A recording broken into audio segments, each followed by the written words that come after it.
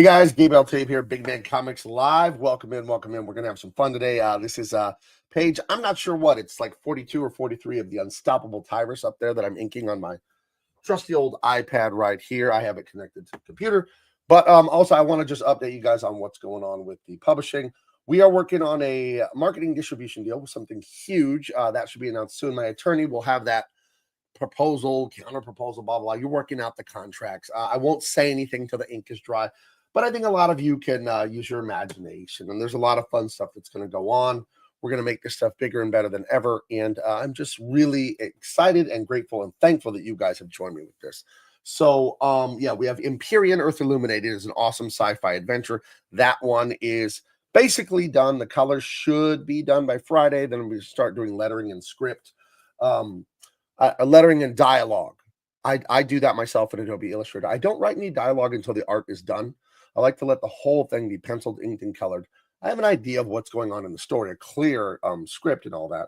But I like to improv the dialogue once I see the art. So here's a quick little sneak preview of some of the artwork here. Let me jump into this. You guys have seen some of this, but yeah, I'm very proud of it. I think that the colorist I hired, I colored about the first 40 pages. Then I realized Hector said the comics rock. Well, thank you, Hector. The colorist I hired is a 30-year industry veteran. This is my work here that you're seeing. I colored about the first 40 pages, and I wrote it. My buddy Akiana did the great illustrations. But I just needed someone else to finish the colors for me because I realized it was going to take me too long to do this. I've written 3 other graphic novels, 120-page graphic novels, and I'm inking another one, 120 pages.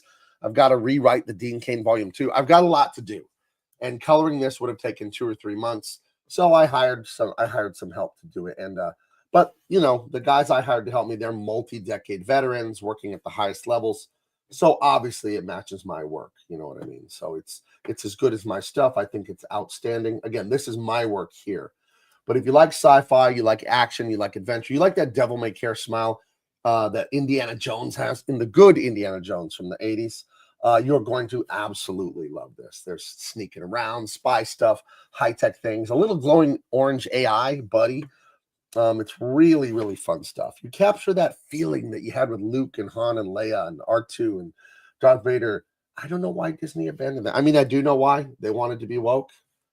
You wanted to be woke. You wanted it. You got it. So, yeah, this is really fun stuff. And it's what inspired me as a youth. It's what inspired me to get into art and to make comics and all that. So I'm going to get to inking this page here. Let me go back.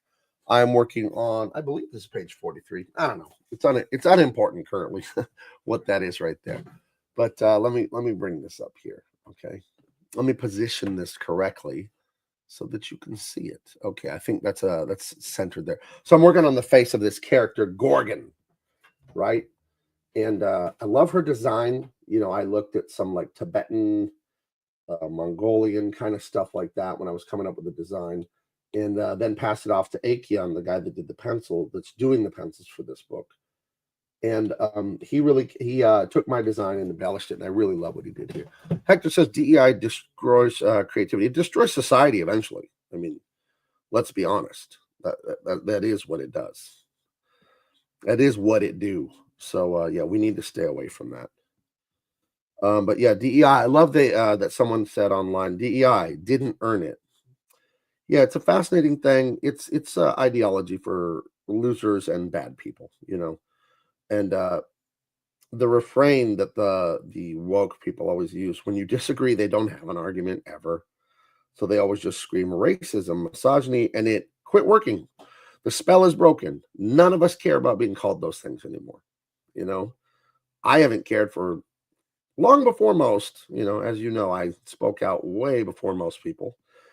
I voluntarily quit working at DC Comics Warner Brothers, a job that most people would dream of doing and never achieve. I voluntarily quit when I had new contracts in front of me to sign because I said this wokeness is shit, and I won't be a part of it. You know, so yeah, that's you got to speak out. You got to mock them. You got to tell them to F off when they come with that stuff. They don't know what they're talking about. And well, they do know, actually. They do know how insidious it is, and it is intentional. Emily Krugler says, hail. Antonia 707 says, thumbs up. Okay, sign flag. And yeah, guys, hit the like and let everyone know what we're doing here. But you're watching me inking live the Unstoppable Tyrus. Great news. Akeon, the guy doing the pencil layouts for this, he just sent me up to page 60. So this book is halfway done, 120 pages. Would you like to see some of that? I'll show you. Hold on. Let me move this out of the way. Let me move this stuff here. And hold on. I'll show you. And we get to a really fun fight scene. Really fun fight scene. So I'm going to show you just a little bit of that. Here, let's pop this up on the screen. Hold on. Wrong button. Here. Look at this. I'm not going to explain anything because I don't want to spoil the story. A fight scene doesn't spoil the story. Check that out. A lion, a coyote, and Tyrus battling it out. It's really, really fun stuff. A lot of great action. If you love superhero stuff, if you love like Ninja Turtles, if you love the Avengers and the Hulk, this is that kind of stuff. You know what I mean? I haven't really done superheroes since Truth, Justice, American Way. We've done spy stuff and sci-fi stuff, but this is your superhero action adventure. I write all my stuff like a summer blockbuster. I do use the Hollywood 3-act hero's journey. And so yeah, these are new pencils here. I'm going to be inking this probably in about 2 weeks. I'm on like page 43. This is up to page 60. So you're going to love this stuff. You're going to love it. When it's inked and I embellish all that, it's going to look outrageous. And we're just having fun here. So I made a YouTube video and it chapped some asses, I believe. Oh no, this is wrong here. Because I saw Eric July make an announcement. He made an announcement that his company, hold on, I have to clear this. Clear. His company has struck a deal with Angel Studios to produce a manga of their anime Gabriel and the Guardians. I'm so impressed because Eric July is an outsider to comics. He's not a comic industry veteran. He did not come in with great skill to know how to do everything in comics and all this stuff. And but what he did come in with is great discipline and work ethic. And this is in the video I made for tomorrow. I jokingly call it the Rippaverse has failed, and then I say it has failed to let people down, and has failed to, it has failed to go out of business. It has failed to get embroiled in a bunch of scandal and drama. It has failed to do bad things. So it's kind of like a revert. You got to be a little clickbaity on titles on YouTube. That's just how it works, right? That's what gets attention. So I jokingly wrote the Rippaverse has failed, but then when you watch, it's failed to do a bunch of. It's failed to fail. But what he has done, and I had a tweet that I put out that's had thousands and thousands of views and comments. And of course, the people that agree and there are people that insult you, and you can't care about that. Whatever. Good luck insulting me. Good luck wondering if I'm going to care about what you have to say. Here's the thing about Twitter I think people need to understand about me. I'm not asking you. I'm telling you things. When I tweet stuff, it's not up for debate. I'm not like, oh, hey, what do you think? Like, I'm not, no, thank you. I'm not doing that. I'm telling you what I see as, I'll move this because this isn't that show, but I do have the expert opinion thing because I've been doing this successfully at the highest level for a quarter century. So I do think I have a little bit of an idea what I'm talking about. And when I tell people, it's very impressive to see someone who's a comic book outsider like Eric July come in and use his discipline and consistency of hard work to just keep heading in the right direction. I think most people don't succeed. They don't get where they want to get in life because they don't understand the process of success. And the process of success is just consistency. It's that old systems versus goals, right? You live a lifestyle that will build something just incrementally, just a little bit every day. Most people are so selfish and impatient and they don't understand how to succeed that they they go to the gym for a week, they don't see any results and they quit. It's like, well, if you had stuck to it, maybe something different would eventually happen. It has to. So I think the thing that Eric July is teaching some industry veterans and anyone who is willing to be humble enough to learn is that if you, and it's such a simple thing, and we all know it, but people don't like to live it or admit it. If you're just consistent over time, something has to happen. Now, what I go into detail to explain in the video, this is very, very subtle and nuanced. I think most people don't get it.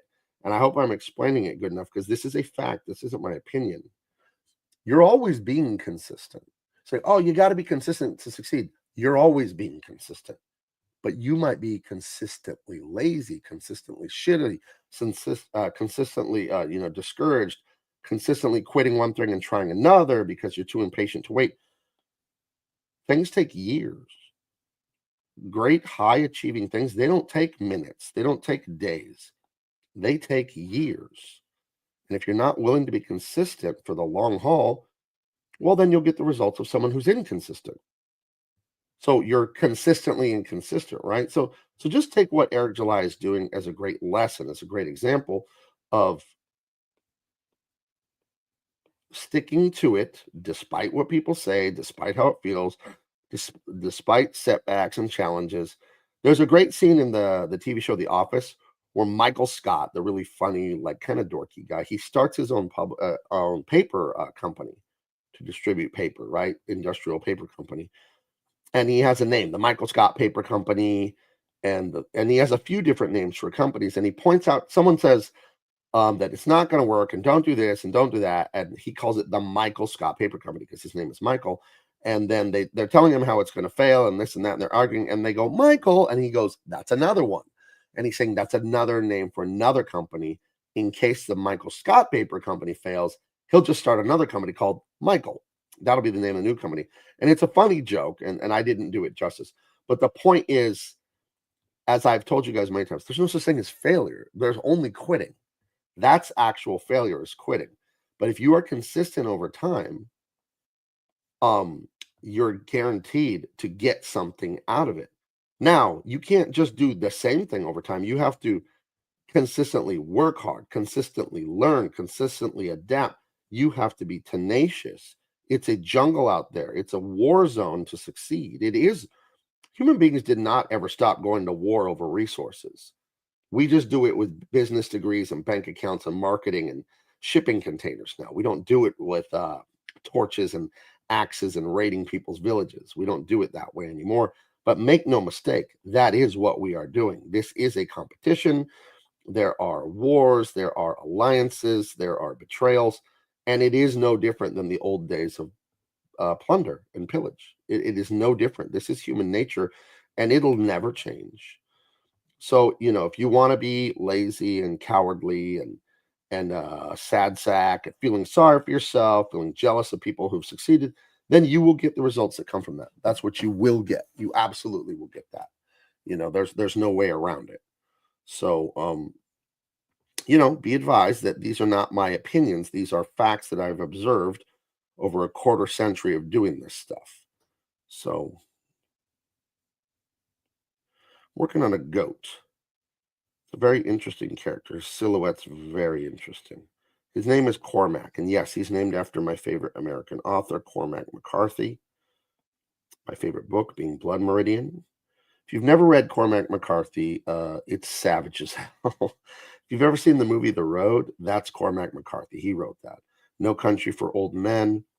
My favorite book, which is probably one of the most violent books ever written, is Blood Meridian. That's my favorite book because it's so epic, the book. It's so profound.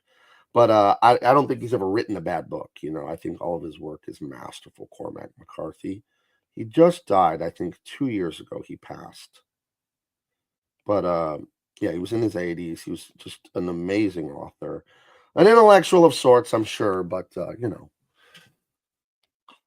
if you've never read his work, do yourself a favor. Now, he is very interesting. He doesn't use a lot of quotation marks and punctuation in his books in the traditional sense. So it'll be like one person is talking and there won't be quotes around it. You kind of just have to go with the flow when you're reading it. I would suggest the audiobooks while you're driving, lifting weights, or drawing or coloring like me. There's one thing about what I do for a living that has been such a blessing since I'm such a avid reader. I haven't physically read a book, very, very few in the recent years, but I've gone through, I counted in the last 10 years, 250 audiobooks. And I do consider it the same as reading. I do consider an audiobook the same. I have basically the same experience listening to audiobooks. That's the way I consume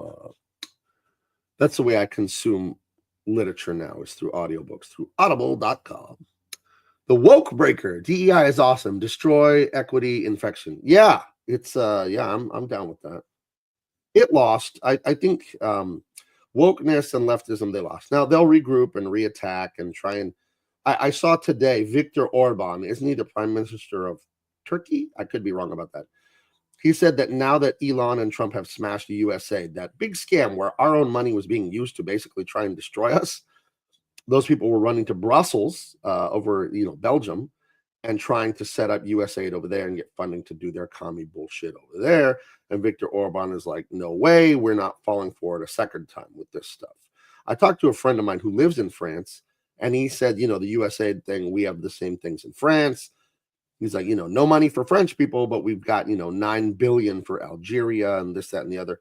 So yes, the elites, they hate you, the peasants, and you're not a peasant. I'm saying what they see you as. You are peasants to them. They hate you and they want to hurt you. They want to use you. You are their slaves, right? That's what they think. I don't think that. That's what they think. That's how they want it. And they want to bring in a bunch of illegal immigrants and ruin your country, ruin your culture. And it's out of resentment. It's out of hatred. It absolutely.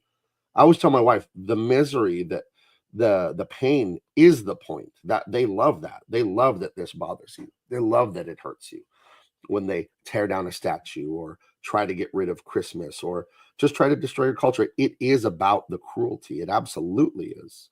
Because these are demonic, resentment-filled people. They absolutely are.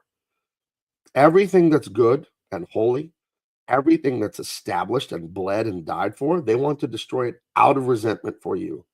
I'm not saying that to scaremonger. I'm not saying that to stir you up. I'm saying it because it's an observable fact. If you studied anything about communism and leftists, this is who they are. They hate the prom queen. They hate her for being that. They hate the high school starting quarterback, the good-looking guy with the convertible car, the cheerleader girlfriend. They hate winners because they are envious and resentful people. And they see you winning. They see you succeeding. They see what Western civilization was for the common man. How amazing the West was, post World War II for a while there for the common man, not elites, not nobles, nothing like that. How amazing the West was, and they resent that so much that they want to destroy it. They really are disgusting, horrible people, and their ideology absolutely should be repudiated and destroyed. They're awful people. All of this equity. We all know what the equity is about. It's about taking the winners and taking away what they've done. Here in California, like there's a gifted and talented program in the schools. I was in that. Starting in third grade, I was in the gifted and talented program for the high IQ, high reading ability, all that stuff. They've eliminated those programs at some school districts here in California because it's not fair to the others. I don't give a shit. You don't hold people back because other people can't do it. I'm sorry. That's not everyone can be higher IQ because that's not how populations of human beings work. Some people are going to be bigger, faster, smarter, taller, dumber, whatever. Like we're different. We're all individuals, but we all have our role to play. And I think to hold back exceptional people is really wrong. I'm glad when I was young, they still had the programs and I was able to benefit. But that is very wrong. That's horrible. And that's exactly the kind of stuff that leftists do. It's why they get involved at Disney and Warner Brothers, DC, Marvel Comics. It's why they want to ruin Superman. It's why they want to ruin Batman. It's out of resentment. They see something beautiful and better than them. And instead of and this is the Eric July haters. Let me bring it back to that. They see Eric July doing better than them people, and they want to destroy it instead of going, what can I learn? Because if I was an egomaniac, I'd go, well, Eric, I'm a 25-year comic book veteran. Superman, Batman, Wonder Woman, Star Wars. If you've heard of it, I worked on it, Eric. You didn't. So how the hell are you going to teach me anything? If I was an idiot, that's the way I would approach my relationship with him. He's younger than me, like 10, 15 years younger than me. I'm 46. He's 33, I think. So I could be arrogant that way. Like, Eric, you're a kid compared to me. Why should I listen to you? You know what Eric knew better than me? And I'm learning from him, even though I'm the comic book industry veteran. He knew business better than me. Marketing, hype, all that stuff. And he genuinely understands it. He genuinely understands how to make an audience excited in a positive, long-lasting way. And an idiot, an egomaniac, an insecure, resentful loser would see his skill in that and get upset by it. I always thank God when I'm around people who are better than me at something, no matter if they're younger than me, no matter if I've been working in comics longer than them. Can I write and draw and all that better than Eric? Sure. But I got a quarter century head start on the guy. he's not doing too bad. And look at him humble himself and have the humility to learn. And hey, bring in Mike Barron, bring in the Saska sisters, bring in Chuck Dixon, who are better writers than Eric, and ask them questions. I ask Mike Barron questions. He's got me by like 30 years in experience writing comics. So I'll send scripts to my buddy Mike and ask him questions. You can't be arrogant about this stuff. You can't be insecure. You can't be, I am the best. Like, you can't be that way. People have more experience than you, and it's a gift to ask them questions and learn from them. Dude, you should be paying. The things that Mike Barron has taught me, I haven't paid him for that. It's free. It's like, it's helpful. That's good. That's a good friendship, you know? So yeah, I would say all of this leftism, it's all a culture of resentment. This guy I used to know, I hope he's doing fine, Shantan Jetty, he coined that phrase for me. We were talking about it one time. We used to do a live show talking about 80s movies together. And after the show, we would talk a lot because we're both married, we're both artists, we're both, fathers. We had a lot in common that we would talk about in life and philosophy. And when he put it that way, that it was a culture of resentment, that just was perfect to me. It just summed it up, it just summed it up so well. So Sean Lasich says, hello, hail Gabe, hail Sean. Hello, Seth Sipe, the Woke Breaker, Emily Kruger, Antonius Hector. Hello, everyone. Make sure you hit the like and let people know you're here. You can watch comics being made live. It's a lot of fun. Right now, I'm illustrating two villains, Cormac, and let me take off this thing. Let me lighten this so you can see a little bit more what's going on in this scene. Cormac and his boss, Gorgon, are talking about their evil plans. Look at this underground cave they have and this machine they have. You thought that back cave was high-tech? Look at this thing. I finished inking this right before I went on the show, this page here. That's fantastic. I love it. I love what I'm doing here. This is a lot of fun. But yes, this is the bad guys in their underground lair making some evil plans.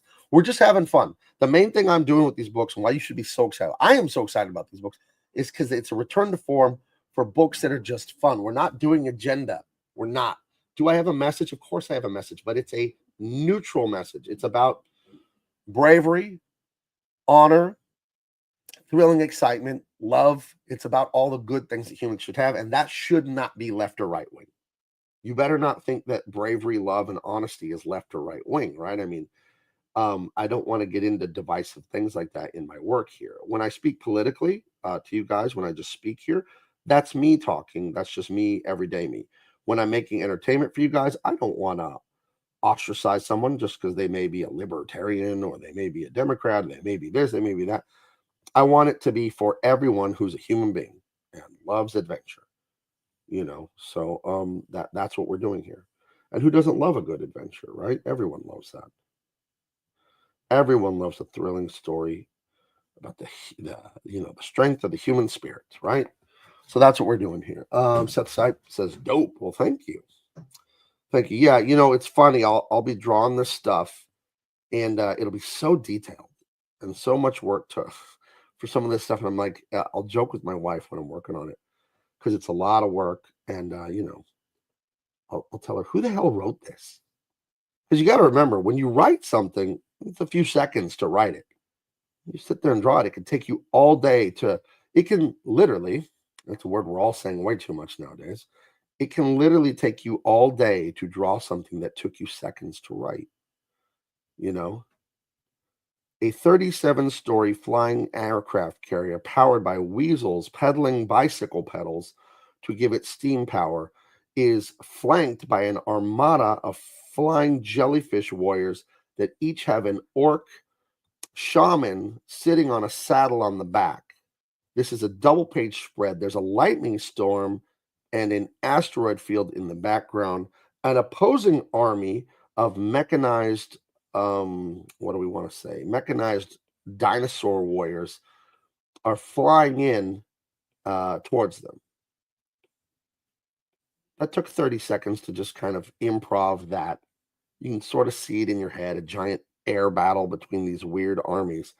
That would take 2 days to draw that, So that's the one thing about writing this stuff is like, oh my gosh, my imagination, your imagination's just going. And then it's time to put the pencil to paper. And but it's oh, damn it, I have to find where the hole is in this. When you fill stuff, you have to make sure it's like completely sealed off. You know what I mean? You have to make sure it's a solid shape, or else it's going to leak out. Okay, there we go. But that's a fun thing about digital inking, is that you can fill it that way instead of just having to get a big brush out. So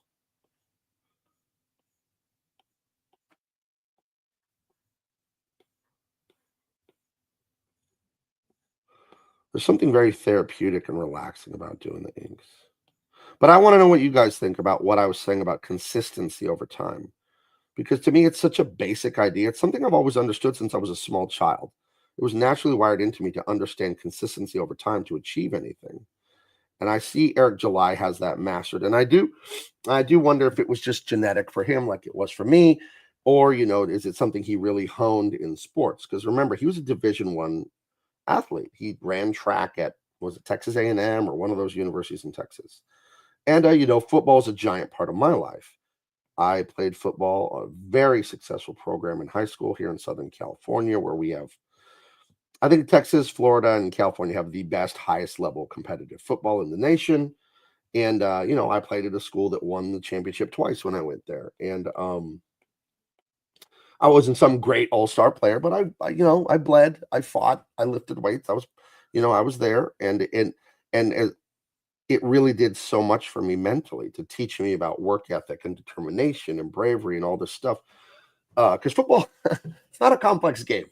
It's are you willing to run into that guy at full speed, even though it's going to hurt like hell? Are you willing to do that? And if the answer is yes, you can play. There's more to it than that. But you get what I'm saying. That's a challenge of your own mind. Are you willing to defeat that fear?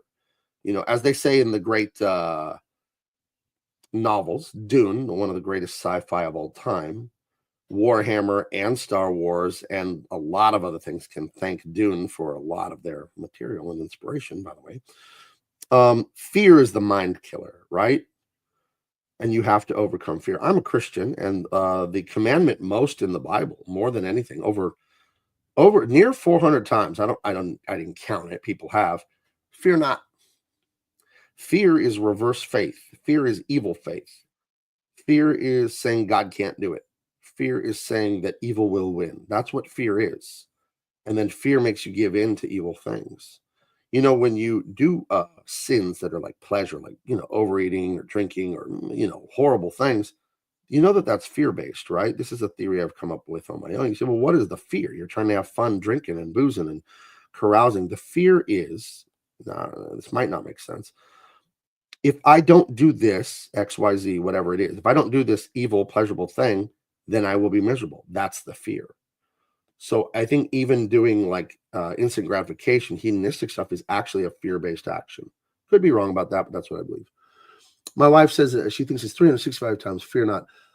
Corporal Canuck, a healthy fear of God is the beginning of wisdom. Right. That is a verse right out of the Bible.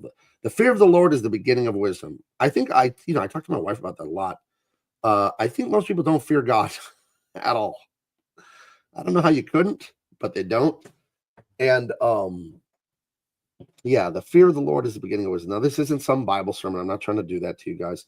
You're free to believe whatever. I believe in liberty. If you agree with me on religion or not, that you're adults. That's up to you. I'm just saying I'm not going to hide what I believe, because that would be being a liar. Then I'd be being inauthentic. And don't think I'm some holier than thou goody two shoes. I also don't believe in that. I believe in being honest and straightforward with you guys. But I'm not going to sit here and tell you that I have all the answers and know everything. It's as far as I see it is what I know. You know what I mean? I don't think I know everything. Of course not. And I think that's a great heuristic in life, is to remind yourself that you don't know. Remind yourself of that constantly. I don't know. I don't know. I don't know. Just have that refrain in your head, and always look into things, and always know when you have the answer, you still don't. You have the best answer you have right now, but we're always evolving the answer. We're always looking for more and more and more evidence, because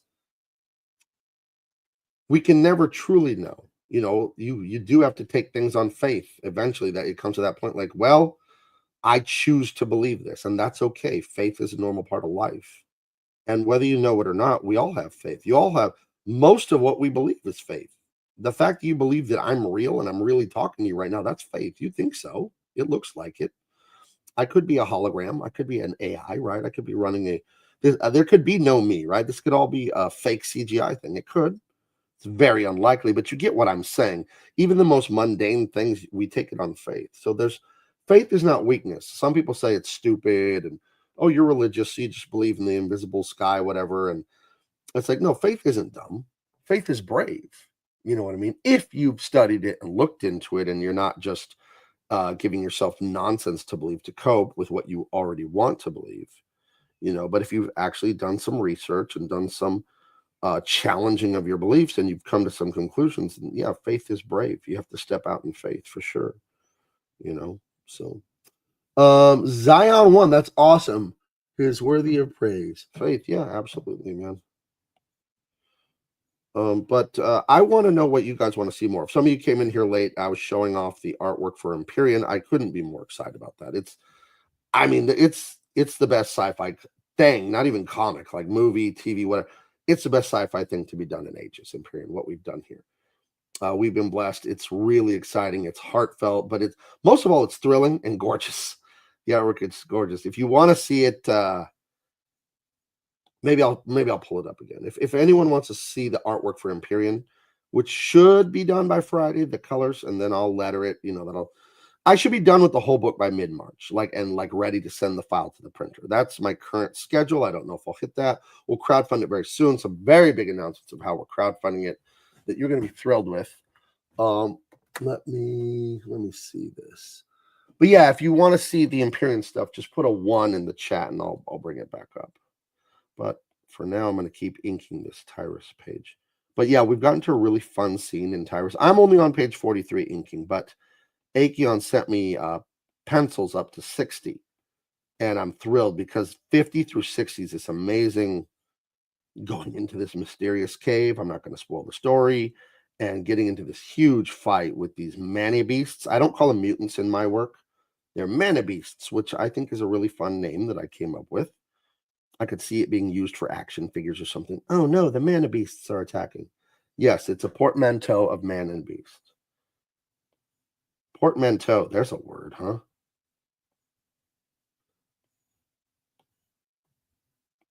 Sorry, I'm very focused. When I start getting into some textures that are rhythmic like this, it's a bit hypnotic. So I'll get quiet sometimes. Let's see. Okay.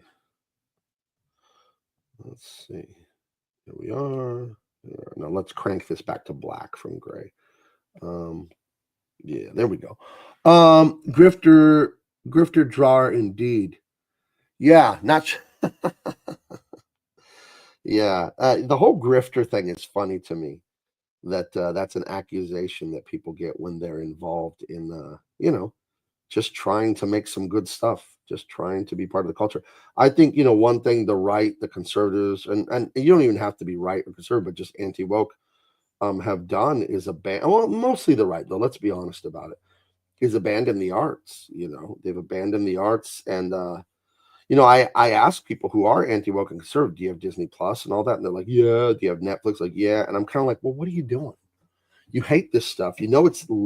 It's absolutely bad for the culture in a significant way. And then you're giving them money. Like, you got to rethink that. It ain't great. I'll tell you that. It ain't great. So I love this. I'm sorry, but this to me, these shadows on the hands here to indicate not only the lightness and darkness, but to indicate the contour, which is the outline shape. I think those are great. I think that ends up looking great. It is funny to compliment your own work. It's a silly thing to do, but that's how I am about art. I don't compliment it in a braggy way. I'm kind of amazed by it too when I see it. And I hope that doesn't come off the wrong way. I feel like I look at my work and it's like, did I even do that? It's like, I'm a fan of it myself. I talked about yesterday, I work for an audience of one, me. I'm my audience. I don't need anyone to tell me this is good or bad or whatever. I just love it the way I do it. You know what I mean? So that means a lot to me. I want to make the art and I want to look at it. I don't need external validation. I don't need people telling me this is good or bad or whatever.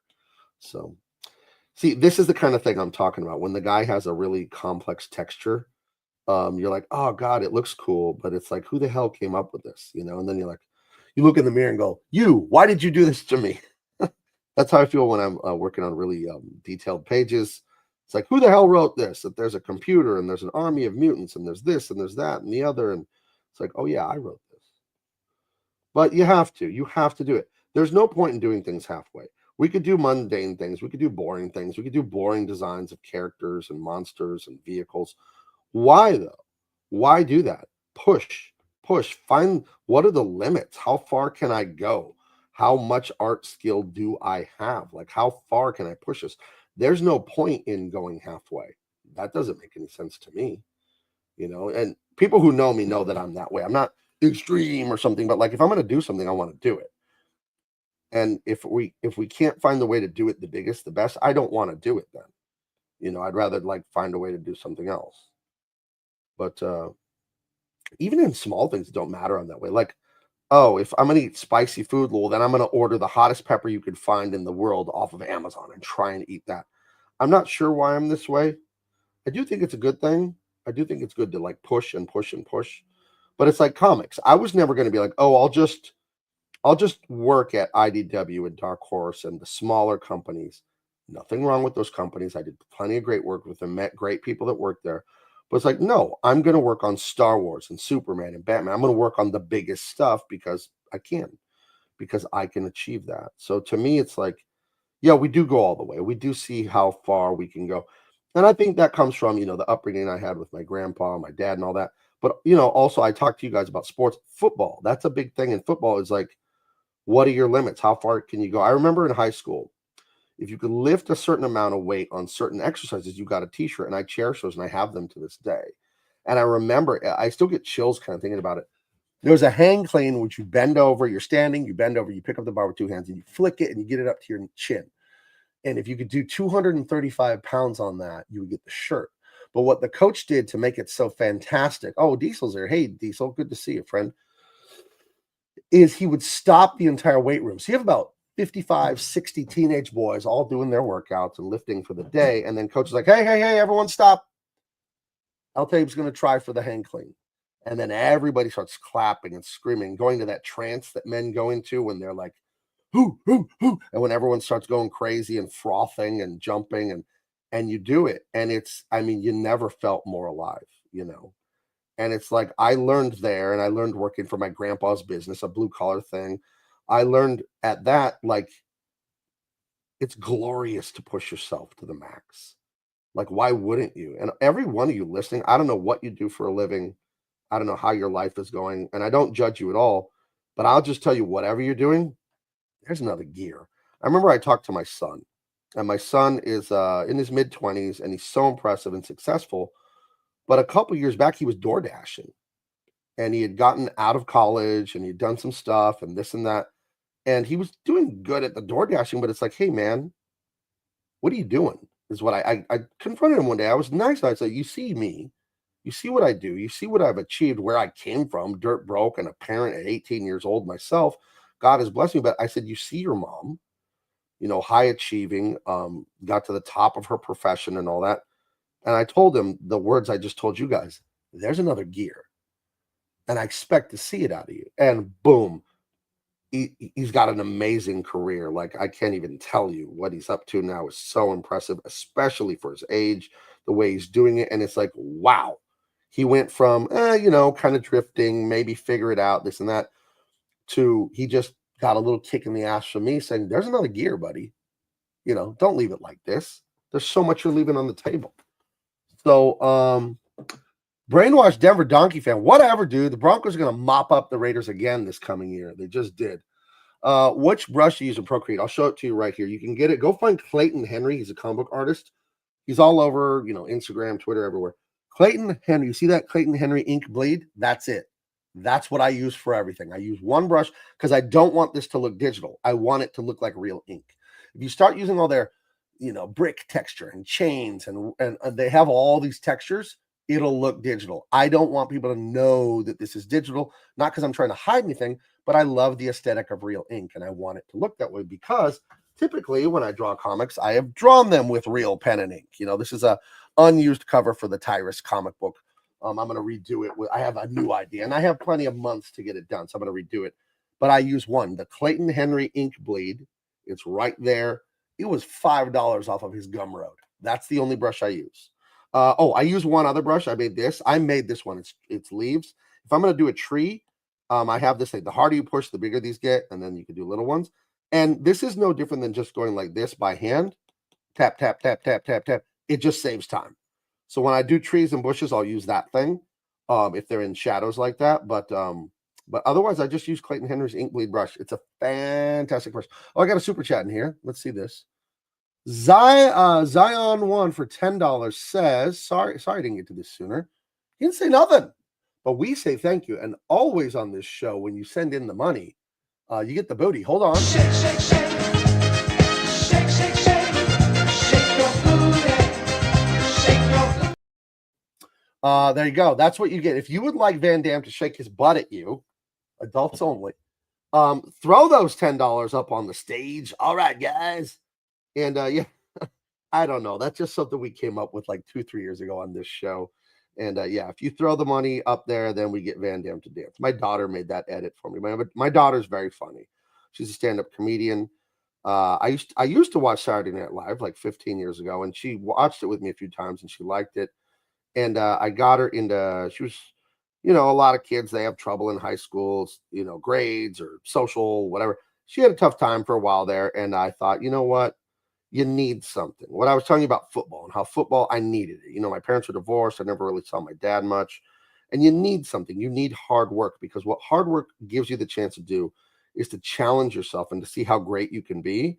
And when you achieve these great things, your self-esteem goes up and your anxiety goes down. You feel better about yourself, right? When you do something, even if you do a small thing, you don't have to do something that takes years or months to achieve. And I thought, it'd be good for her soul to get up there, and she was funny, and I'm naturally a comedian and all that. I've won awards for my comedy writing. So I helped her and signed her up for comedy classes here in San Diego at the Comedy Store. And those of you who are from the 80s and 90s, if you're around back then, Pauly Shore, the stand-up comic. His family's like one of the first families of comedy, and that's their shop, the Comedy Store. That's their business. They've since passed on, the mom and the dad. But Mitzi Shore and Sammy Shore, they're the ones, that's their thing. So Pauly Shore's sister, Sandy, was my daughter's stand-up comedy teacher when she was a high schooler. And my daughter is performing almost every night now of the week, opening for giant acts, people you have heard of and seen. And she's just killing it. She's hilarious. And I'm very happy for her. And that's why I say you got to push it. You got to push it to the limit, like that song from Scarface with Al Pacino. Does Al Pacino have the all-time worst Cuban accent? He's a cockroach. They would never get away with that nowadays. Talking like this is a Cubano. I don't know why he do that. I don't know a lot of Cuban people. I don't think I know any that I could name off the top of my head. I feel like that's not how Cuban people sound. It may be. I could be wrong since I don't know them. But I like it. I'm not woke like he's not Cuban. He can't play Cuban. I'm not saying that at all. I just think it's kind of silly. That's all. I think he's a silly Billy when he does that. So here's Cormac, the Goat inked. You saw me ink that from start to finish. Why don't we throw up some more of the thrilling and exciting this page from the Ensemble Tyrus? Why don't we go look at these pencils here? Look at this. Look at this. I'm not going to tell you what's happening here. But he's getting thrashed by these guys. Ooh, wrong one. That's Empyrean. We'll jump back to Empyrean. But yeah, look at this. Hold on. Look at the power. Now, these are the loose pencils. I'll be inking this stuff. Yeah, I'm really excited about this. Really excited about this one because I have some ideas of what I'm going to do to this page with some of the black and the, the inks and stuff like that. But yeah, this is really fun to work on these fight scenes. And, we're just able to have a blast because of you guys supporting us. So make sure you go to bigmancomics.com and get Dean Cain All-American Lawman Volume 1. Akeon is going to start illustrating Dean Cain All-American Lawman Volume 2 when he finishes the pencil layouts for Tyrus. He says he'll be done with Tyrus at the end of April. I'll probably be done at the end of May, inking it. So, and then the colorist, hopefully he'll be done soon after that. It's going to be awesome. So, but yeah, here is, let's look at Empyrean. Again, no spoilers. I'm not going to talk about what any of this is. But if you love sci-fi and you're upset at what they did to Star Wars, like, how cool is this? He's got this little AI, like artificial intelligence guy that comes out of his wrist. I'm not going to explain it. Don't want to spoil it. the hero's got this little orange buddy. But look at this, is brilliant. I did not write this. The illustrator guy came up with this on his own. Everything the human is doing in the fight scene, like he got kicked in the stomach there. And look at the AI. The AI is like, whoa, he's like jumping backwards like he got kicked. And then they're making a plan. And then they're talking. And then when he throws a punch, look at the little AI guys like throwing the punch too. I thought that was such a nice touch. I love working with this guy, Akan. He really is an artistic genius. And he's disciplined and he gets his damn work done and he gets it done fast. He's turning around 10 pages of pencils every week and a half for 2 weeks. So we're just cruising on this book. You know, we're just flying along. It's astounding. I like working with, again, I told you my whole background with the blue collar thing. I've been a construction worker and all the football playing and coaching and all that. I like to work hard. I like to work a lot. I don't like laziness. And I really, I hate to say this, it's snobby, but it's honest. So I'll be honest. I look down my nose at lazy people. I'm sorry, I do. There's no excuse. There's no excuse for what goes on. And I'm not even just talking indie comics, just artists in general. I don't know why so many of them are so lazy. But you're never going to work for Big Man Comics if you're lazy, ever. The people I hire, they are based as hell and they are hardworking and they're masculine. And one thing about the guys I hire that I notice, they're masculine. Like they like to lift weights and they like to be a bro and they like to be a man. And it doesn't mean you're stupid. It actually means you're smart if you're smart enough to take care of your body. You know what I mean? Like, do you want to look like a pear? Do you want to look like a balding pear? You know, with big man boobs and everything. Do you really, you're going to live once. That's what you're going to do. That's what you're going to do with your life. So, yeah, this is a thrilling book here. You're going to love it. And it's a husband and wife team. Yeah, you'll see that. There's that dynamic. And I think that's missing. You know what I mean? Like you need that good male-female dynamic. And you got your bad guy that's pretending to be a good guy. He's got everyone convinced that he's the loving, benevolent leader. This is a fun page I wrote here where he's talking to someone about what a great leader is, how great society is, but every panel around him is authoritarian, tyrannical rule of the citizens of his world. And the words he's saying on this page do not match what you see visually there. He's like, oh, we have abundance and safety and food and freedom and prosperity. And like people are getting their ass beat by stormtroopers. And then there's look at that guy in the black, right? He's mostly robotic, very slight bit of humanity left. Skaith. Isn't that a great name? I came up with that name. I came up with all the names, of course. But I think his name is Skaith, and you're going to love him. He's absolutely terrifying.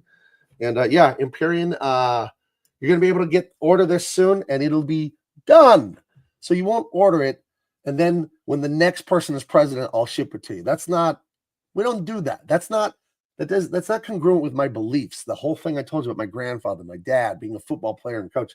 Discipline, man. Get your work done. It's not that hard. Jeez. New IP is on the rise. That's tight. Thank you. Yeah, I see look at the central character there. That's an action figure for sure. Like for sure that these can be action figures. So yeah, I want to pursue all that, but one thing at a time, not putting the cart before the horse. But yeah, people ask me what I want to do with this. And it's like, I want to be like Walt Disney. I want it all. I want to make a great place where people can go for thrilling entertainment, make a ton of money, and improve society with quality entertainment that uplifts people, that makes them inspired, all this stuff. War Shark Production says, hey, Gabe, are there any other inspirations for your Star Wars other than sci-fi you love? Well, sure. Everything I write is about me and my dad and my grandpa and my wife and kids and stuff. Everything I write, I'm writing a military thriller. I write Dean Cain. I write Empyrean. I write Tyrus. Every single thing I write is about that. It's always about me and my view on life and my evolving view on life, on how I'm getting to be a better thinker, a better philosopher, a better person, a better husband, a better Christian, all that.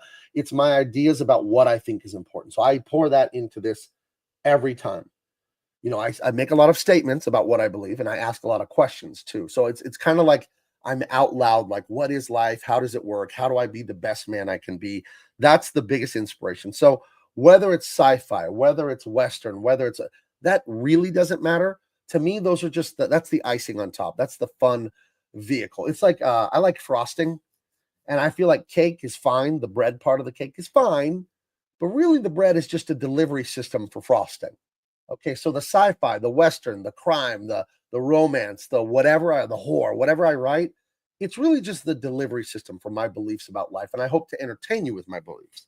So sci-fi, I'm inspired by Star Wars mostly, because I'm not I think Dune is good, but Dune's like so down, man. It's so negative. It's exciting, but geez, nobody smiles in that story ever.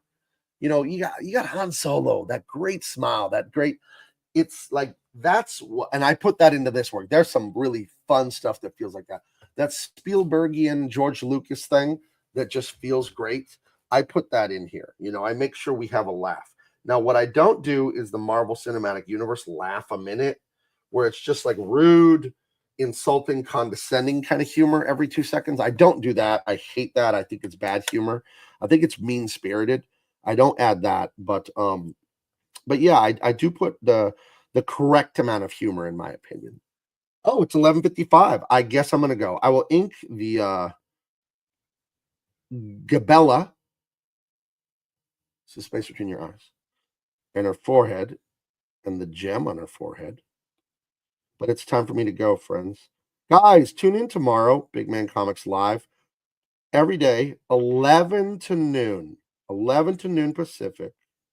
We here 11 noon Pacific, and we having fun, and we're learning about comics, and we're getting hyped about Empyrean. God, I'm so excited about this. I'm talking to some very talking to business partners about what exactly it is we're doing with this book and how we're going to market it and get it to you. And I'm very, very excited about that. Okay. You're going to be seeing a lot more about that very soon, and you're going to be very happy. And you're going to feel I'm telling you this, I'm not going to explain. You're going to feel proud of this book. You're going to be proud to be a fan, to be involved. You really are. I guarantee that. You're going to be like, yeah, I knew about this. I was in on this, and it is that good. You're going to love it. Okay. So let me get this nostril here. All right, guys. I'll talk to you tomorrow. Make sure you hit the link. Make sure you hit the like. Follow me on X, Twitter. I'm Big Man Comics over there. Facebook, Instagram, and here, of course, YouTube. I'm Gabe Eltaeb. You see how to spell that. Eltaeb. The E becomes for the B. And I will talk to you guys tomorrow. Okay. Bye-bye.